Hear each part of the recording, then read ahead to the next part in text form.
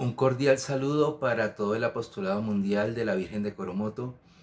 En este video, como trabajo final del curso 14 de Mensajeros Coromotanos, pues voy a dar un testimonio de la importancia de la Virgen de Coromoto en mi vida y en la vida de mi familia. Estoy grabando este video desde Medellín, la ciudad en la que yo nací, aunque desde muy niño viví en Venezuela. De allí viene la enorme influencia de la Virgen de Coromoto en nuestras vidas. Viví aquí pocos años de mi infancia preescolar y el inicio de primaria con los padres escolapios del Colegio San José de Calasanz. Y ya para el año 1974 mi padre nos llevó a mi mamá, a mi hermano menor que ya había nacido y a mí. Nos fuimos los cuatro a vivir a la ciudad de Maracay, estado Aragua. Tengo recuerdos bellísimos de mi infancia en Maracay. Allá estudié con los hermanos maristas en el Colegio San José, en la urbanización La Soledad. Y mi papá tenía la costumbre de llevarnos siempre en vacaciones a conocer Venezuela, aprovechando las buenas carreteras y las grandes autopistas que tenía esa Venezuela saudita, esa Venezuela petrolera que era tan próspera, y que mi papá, gracias a Dios, pues eh, recibió una enorme oportunidad laboral que nos hizo progresar mucho como familia en Venezuela, en donde siempre fuimos muy bien recibidos, con la amabilidad típica de cómo son los venezolanos. Y así nos criamos nosotros desde niños. Yo llegué a estudiar tercer grado de primaria en Maracay. Recuerdo que en esos años de infancia, en uno de los tantos paseos por Venezuela, donde prácticamente conocimos el país de punta a punta a lo largo de las vacaciones de todos los años, en una oportunidad llegamos al monumento de la Virgen de Coromoto.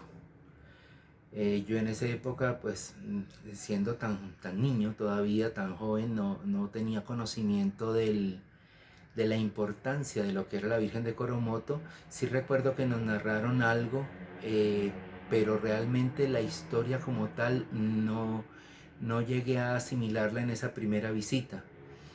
Además que fue una parada dentro de un paseo familiar vacacional en donde hubo muchos otros lugares que visitamos. Sí recuerdo que nos hablaron de algo muy importante y era que la Virgen se había aparecido en ese lugar. Entonces, claro, eso sí ya así uno sea un niño, uno entiende la importancia de eso. Pero realmente la Virgen de Coromoto empezó a ser importante en la historia de mi familia y especialmente en la mía cuando nos fuimos a vivir a Caracas. Nos fuimos a vivir en el año 1985 a la urbanización La Trinidad, siendo la iglesia que queda más cercana a donde vivíamos, a nuestro apartamento, la iglesia Santo Tomás Apóstol, que tiene una bellísima imagen de la Virgen de Coromoto. Y como yo fui criado en una familia católica, eh, muy creyente, tanto mi papá como mi mamá y mis abuelos, tanto paternos como maternos, muy creyentes, y el resto de mis tías y tíos, realmente en eso sí recibí una bendición de nacer dentro de una familia católica y una gran familia extendida, católica también. Entonces, a mí me gustaba mucho asistir a misa y sentarme cerca de la imagen de la Virgen de Coromoto de la iglesia Santo Tomás Apóstol. Y recuerdo, tengo años muy gratos de mi vida, muy agradable en Caracas. Allí terminé el bachillerato también con los padres escolapios de San José de Calasanz. Y después proseguí la vida universitaria también con sacerdotes católicos, en este caso los sacerdotes jesuitas de la Universidad Católica Andrés Bello. Estando nosotros hacia el año, empezando el año 91, yo estaba ya en cuarto año de la carrera de comunicación social. A mi padre le detectan cáncer y eso fue en enero del año 91. Justamente acababa de pasar las bodas de plata con mi mamá, los 25 años de casados, donde se volvieron a casar. Fue una ceremonia muy bella. Renovaron los votos matrimoniales Y resulta que mi papá en enero le detectan cáncer y muere en agosto del año 91.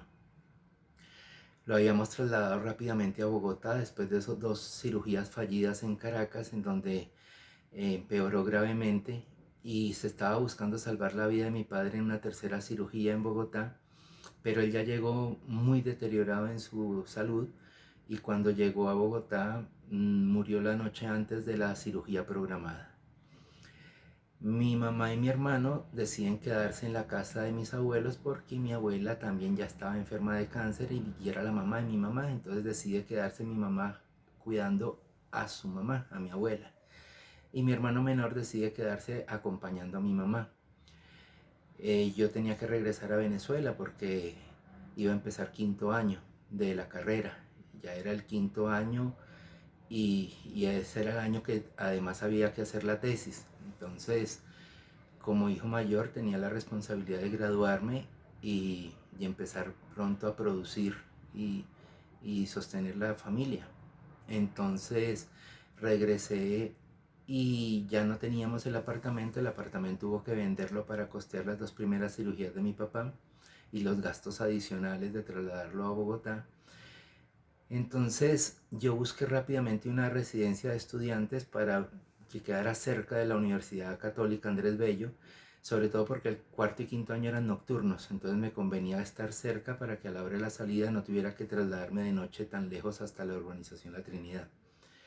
Viví en Montalbán, primero en El Paraíso y después en Montalbán, y la iglesia que empecé a frecuentar fue la iglesia del Paraíso, una iglesia que me ayudó en momentos muy duros porque me quedé solo en el país tras la muerte de mi padre, pero el frecuentar esta iglesia de los Padres Redentoristas, el Santuario de la Virgen de Coromoto en el Paraíso, me, me mantuvo firme en mi propósito de graduarme y en el cuidado que debe tener una persona que es muy joven y se encuentra solo en un país, en donde no es fácil mantenerse equilibrado y por el camino correcto. Una persona que se queda sola en un país perfectamente puede perderse entre tantas tentaciones y vicios que ofrece cualquier país. Y yo por el contrario, eh, además de la formación católica de la familia, también tuve la formación católica, como ya lo dije, de los padres escolapios, de los hermanos maristas y también en un breve periodo de los claretianos y durante los 5 años de universidad de los padres jesuitas. Entonces, sobre todo los padres escolapios, en donde yo pertenecí siempre a los grupos juveniles a raíz de los retiros que uno empieza a recibir en bachillerato.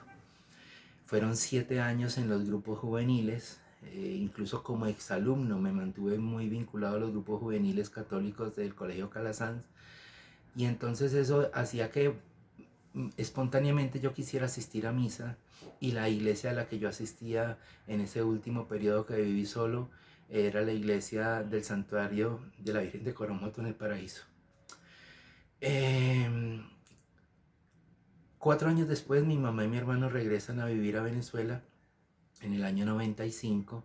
Para esa época ya yo trabajaba en Maracay, ya me había graduado y trabajaba como periodista reportero del noticiero del canal regional TBS, Televisora Sindoni. Y cuando ocurrió la beatificación de la Madre María de San José, mi jefe de prensa me eligió a mí para que cubriera la misa de la catedral, porque espontáneamente yo siempre estaba proponiendo en la agenda de prensa que cubriéramos información católica.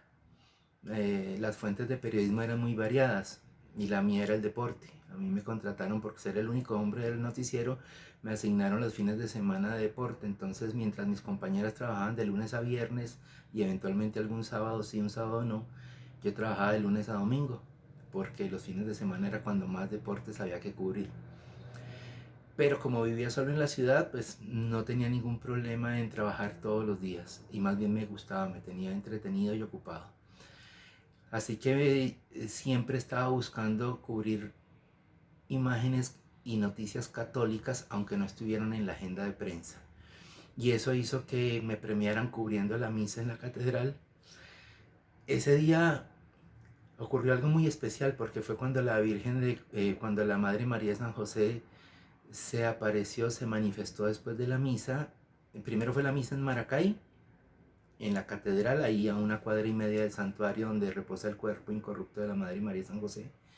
Después vino la misa del Vaticano y después ya se retiraron de la plaza los canales nacionales, especialmente Radio Caracas Televisión, que era el que había hecho el enlace y la mayor cobertura de prensa con la mayor cantidad de equipos técnicos, y también la corresponsal de Venevisión, que habían llevado una unidad más pequeña, pero también se han retirado. El único medio de comunicación que quedaba éramos nosotros, que simplemente éramos el camarógrafo mío y yo, y una joven pasante que hacía las veces de asistente de producción.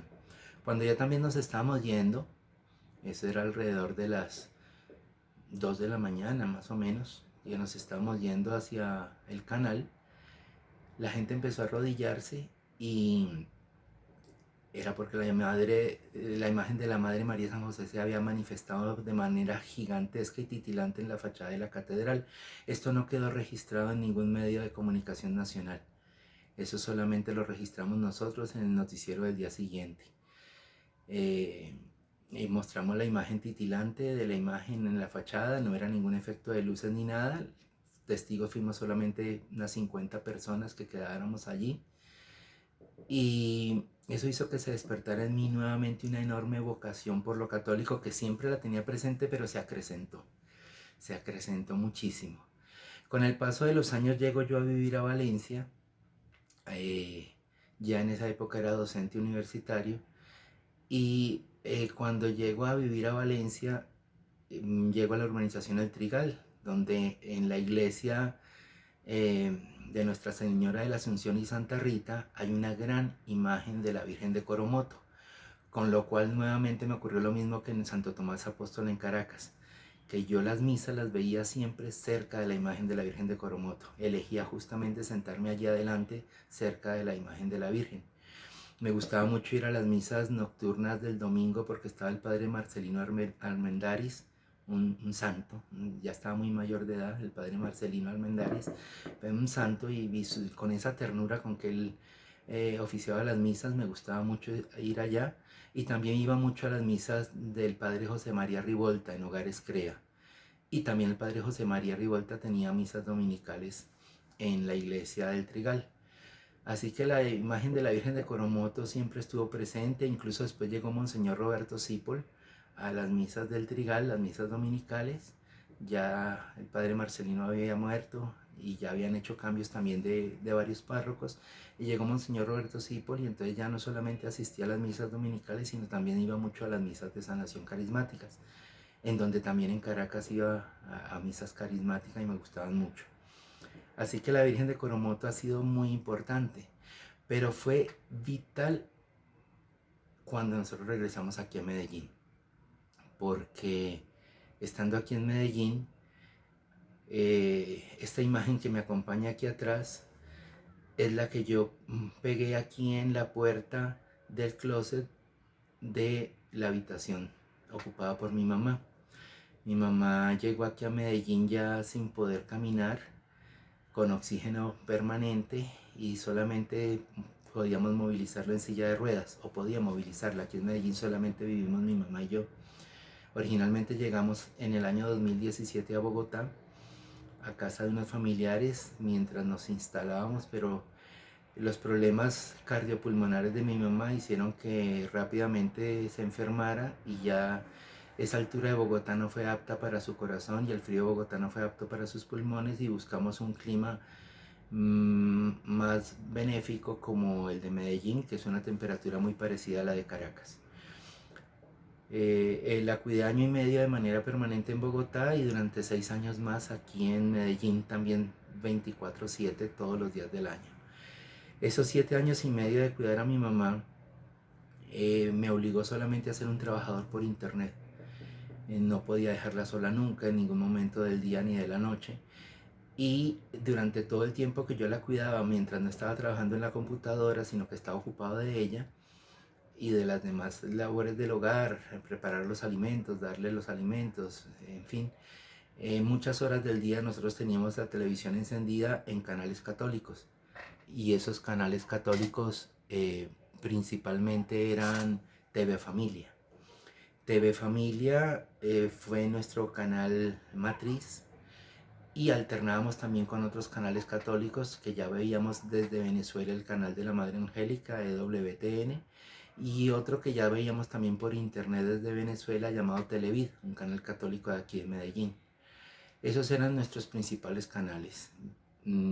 Por supuesto, uno de los programas que siempre veía yo era Abriendo Caminos con la doctora María García de Fleury, porque me gustaba mucho la forma pedagógica, cálida y familiar como evangeliza y como enriquece sus programas con tantas anécdotas católicas y tantos conocimientos, y el cariño maternal con que transmite sus programas. Por eso ese testimonio de Abriendo Caminos, unidos a los otros programas importantes como Palabra de Vida del Padre Carlos Yepes o La Voz de Jesús de Monseñor Roberto Cipol, hicieron que la evangelización durante estos 7 años y medio fuera incluso mucho más grande que lo que significa una carrera universitaria que solo dura 5 años.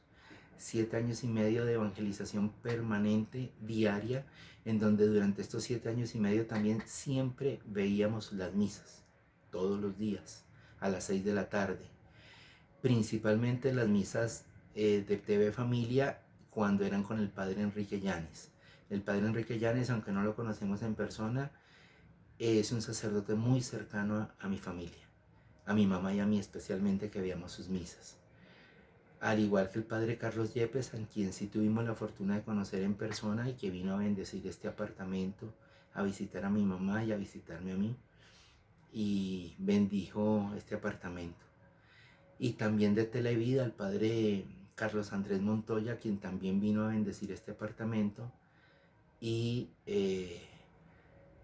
también nos vino a visitar el padre Mauricio Gaviria, padre escolapio, párroco vicario de la iglesia y de la parroquia San José de Calasanz. Tanto el colegio como la parroquia llevan el mismo nombre y toda la urbanización lleva el nombre Calasanz, producto de la presencia de los padres escolapios allí en ese sector de Medellín, muy cerca de acá, por cierto, de donde vivimos. Así que mi testimonio es ese. La Virgen de Coromoto es vital en nuestra historia familiar, y durante el transcurso de este curso mi mamá subió al cielo. Ya había iniciado yo el curso de la Virgen de Coromoto cuando a mi mamá tuvimos que hospitalizarla por urgencias, por una emergencia pulmonar, una infección a los pulmones. Estuve hospitalizada hasta el 30 de septiembre y después estuvo hospitalizada aquí en casa durante 13 días en octubre, donde siguió recibiendo tratamiento médico con antibióticos para sus pulmones. El domingo 13 de octubre subió al cielo, y el haber continuado con el curso significó para mí un bálsamo espiritual y una fortaleza y una serenidad que tanto necesitaba en estos momentos. Sentir la compañía de nuestro Señor Jesucristo y de la Virgen María en la soledad de este apartamento, sentir la compañía de mi mamá, por supuesto, y la de mi papá, que sin lugar a dudas me ha dado mucha serenidad. Eso ha ayudado a que yo salga adelante en estos duros momentos. Y doy este testimonio porque la compañía de mi mamá y de mi papá y de mis abuelos y mis tías aquí en este apartamento, todos se encontraron nuevamente allá en el cielo, pero me ha dado la serenidad y la fortaleza para seguir adelante. Y sin lugar a dudas la gracia del Espíritu Santo, de la Santísima Trinidad, que pues siempre fue presente, no solo por el nombre de la urbanización donde vivimos en Caracas, sino porque siempre la Santísima Trinidad estuvo presente en nuestras vidas y la Virgen de Coromoto, desde esa imagen de la iglesia de Santo Tomás Apóstol, pasando por del santuario de la imagen del paraíso, de la iglesia del paraíso. Tuve la fortuna, siendo profesor de la Universidad Bicentenaria de Aragua y posteriormente de la Universidad Arturo Michelena, de visitar 2 veces el santuario de la Virgen de Coromoto allá en Guanare y enriquecerme con estos talleres en mi formación católica. Para mí va a ser un honor llevar ese diploma como mensajero coromotano, pero más importante aún, la misión evangelizadora que a partir de ahora debo propagar y quiero propagar, porque la diáspora más grande de los 8 millones de venezolanos que estamos afuera, me incluyo porque tengo nacionalidad venezolana y porque desde niño crecí en Venezuela. Mi formación académica, escolar y universitaria y mi formación profesional que se fue mejorando en la comunicación social y en la docencia universitaria es netamente venezolana. Y todo eso, todo ese legado y toda esa identidad venezolana coromotana la quiero transmitir aquí, porque aquí viven en Venezuela más del 25 o 30% de la diáspora. De los 8 millones, Colombia alberga más de 2 millones, mucho más de 2 millones de venezolanos. Y de los que somos venezolanos retornados a Colombia, se nos llama aquí inmigrantes retornados. Somos aquellos colombianos que tenemos nacionalidad venezolana y que retornamos a nuestro país de origen, de nacimiento. Entonces aquí tenemos casi el 30% de la población venezolana que está en el extranjero. Y es muy triste ver que en ninguna iglesia, al menos yo en ninguna iglesia he visto la imagen de la Virgen de Coromoto. Por razones profesionales visité Aruba, y en la iglesia más importante de Aruba, la estatua más grande que uno encuentra toda en la entrada de la iglesia de la playa, que no queda sobre la playa, pero se llama así ese sector, la iglesia de la playa, es una imagen de la Virgen de Coromoto, pero gigantesca. De hecho, ni siquiera la tienen en el altar, la tienen en toda la entrada de la iglesia. Es una imagen gigantesca de la Virgen de Coromoto, mucho más grande que cualquier otra advocación mariana que tengan en la iglesia, incluso mucho más grande que la imagen del Divino Niño Jesús, que también la tienen en una esquina. Pero la Virgen de Coromoto es una estatua tan grande que pudiera estar en una plaza. Y sin embargo, aquí en Colombia, con tantos venezolanos que hay, al menos en las iglesias que yo he visitado, no he visto ninguna imagen de la Virgen de Coromoto, siendo el país que más venezolanos alberga.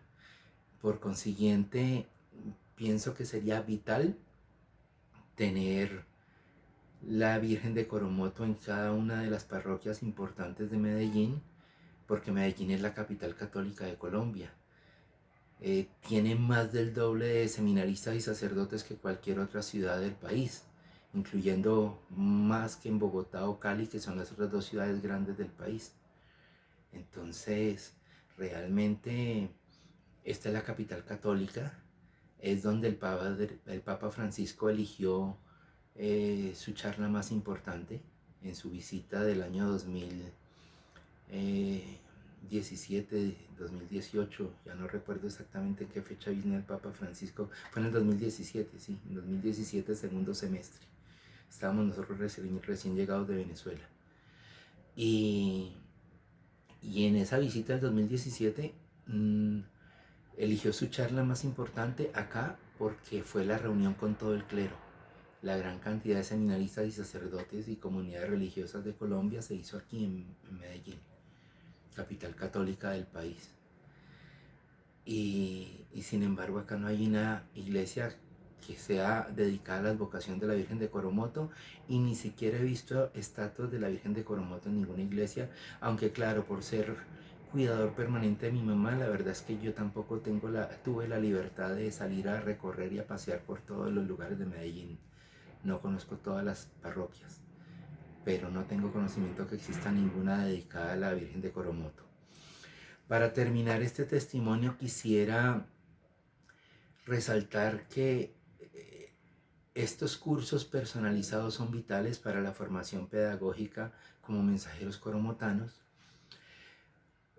pero hay que ir más allá y respetuosamente quisiera proponerle al Apostolado Mundial de la Virgen de Coromoto que hiciera llegar estos videos que tienen tanta riqueza documental, que están tan bien elaborados, que los hicieran llegar a todos los medios de comunicación de todos los idiomas, de todos los países de habla hispana, incluso a los que no son de habla hispana, que los hicieran llegar subtitulados.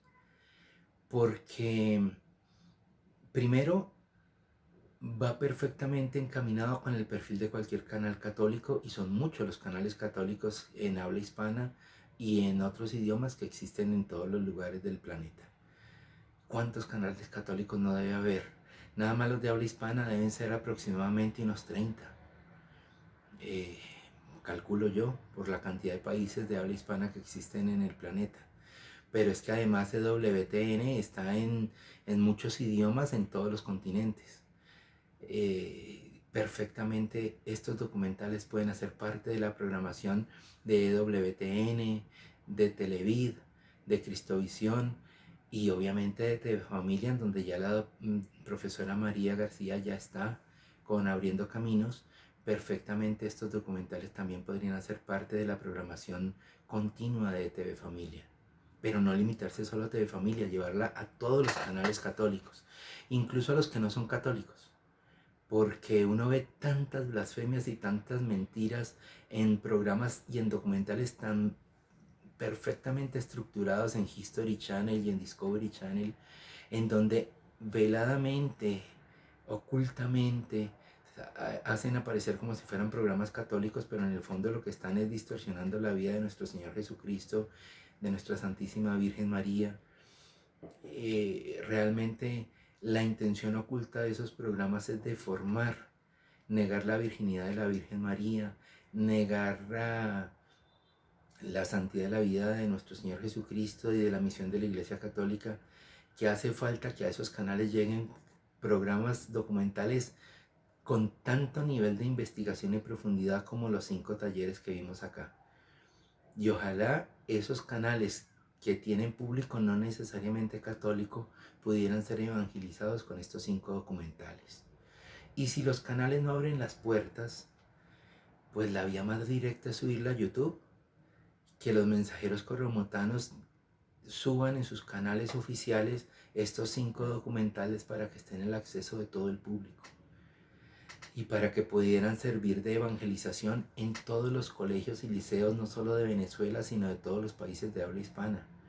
Y si los llegan a subtitular, pues en todos los países del continente, en cualquier idioma. Porque ahora que la Agenda 2030, la ideología de género, las políticas abortistas están avasallando en todos los colegios y universidades de todos los países del continente y de todos los 5 continentes, pues perfectamente combatir tantas blasfemias con estos documentales sería de mucho valor. Que pudieran tener todos los profesores de liceos y colegios de cualquier país de habla hispana al acceso a estos documentales, porque simplemente los pasen de las páginas de YouTube, sería perfecto. Sería perfecto. Sería combatir de manera muy eficiente tantas ideologías de género, tanta política abortista y tantas ideologías de otras sectas que permanentemente atacan a la Virgen María. Respetuosamente propongo que estos documentales puedan ser subidos a YouTube para que puedan pasarse en todos los colegios y liceos, y obviamente serían virales, lo cual obviamente ayudaría también a que se alcanzara el nivel de visualizaciones de YouTube altísimo.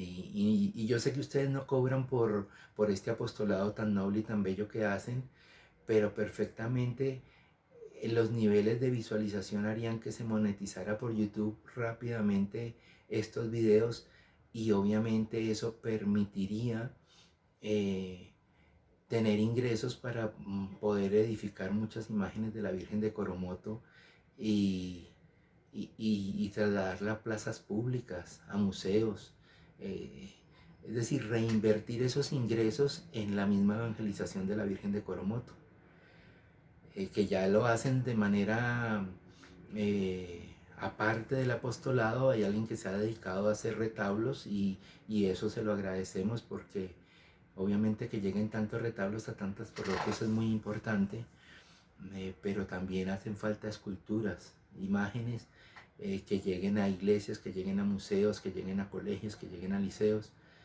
y que obviamente se puedan propagar en muchas peregrinaciones. Mensaje final: Dios permita que en algún momento surjan comunidades religiosas bajo la advocación de la Virgen de Coromoto. Sería grandioso. Así como ya hay una gran presencia santa en Venezuela de las hermanas Agustinas Recoletas de la Madre María de San José, que afortunadamente todavía conservan su sede original en Maracay, aunque en las últimas décadas le han dado mucha más fuerza a la sede de Los Teques, y también tienen otras sedes como en San Felipe, estado Yaracuy, y otras más. Lo cierto es Santa Eduviges en el estado Carabobo, donde tienen un geriátrico, pero definitivamente qué importante sería que surgieran advocaciones religiosas, comunidades religiosas bajo la advocación de la Virgen de Coromoto. Y así como en todos los continentes están los padres escolapios de San José de Calazán, o los hermanos maristas de Marcelino Champañat, San Marcelino Champañat, o tantas otras, los salesianos, por supuesto, de Don Bosco. Qué importante sería que existieran comunidades religiosas, tanto femeninas como masculinas, bajo la advocación de la Virgen de Coromoto, que desde la edad de preescolar estuvieran catequizando y evangelizando bajo las apariciones y enseñanzas y mensajes de la Virgen de Coromoto, y obviamente que pudieran contar con estos 5 videos de los talleres de los mensajeros coromotanos del Apostolado Mundial de la Virgen de Coromoto.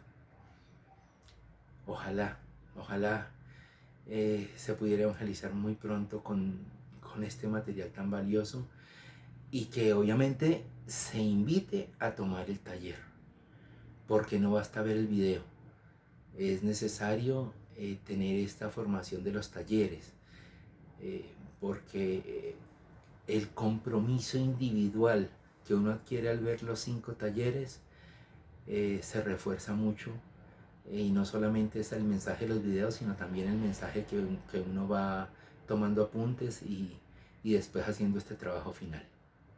Entonces, qué importante sería, repito, con todo el respeto, que pudieran subir a YouTube estos 5 videos y otros más. Sería ideal. Y por supuesto que vayan realizando las distintas congregaciones religiosas de Venezuela que están en los seminarios,